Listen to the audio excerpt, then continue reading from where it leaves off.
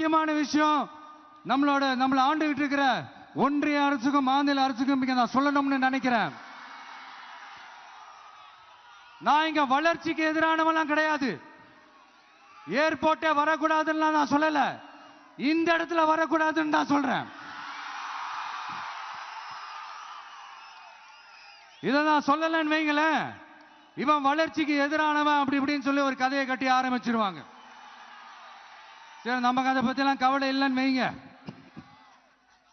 எல்லாத்துக்கும் மேல இன்னைக்கு இந்த பூமியில வாழ்ற எல்லா உயிரினங்களோட இருப்பையும் புவி வெப்பமயமாதல் பயமுறுத்திட்டு இருக்கு.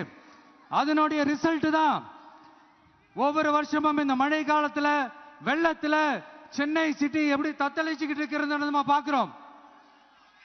இப்ப ரீசன்ட் டைம்ல எடுத்த ஒரு அறிவியல் ஆய்வுல இப்படி ஒவ்வொரு வருஷம் சென்னையில வர ஃப்ளட்டுக்கு காரணமே இங்க இந்த சுற்றுவட்டார பகுதியில் இருக்கிற சதுப்பு நிலங்களை நீர்நிலைகளை அழிச்சது தான் சொல்லுது.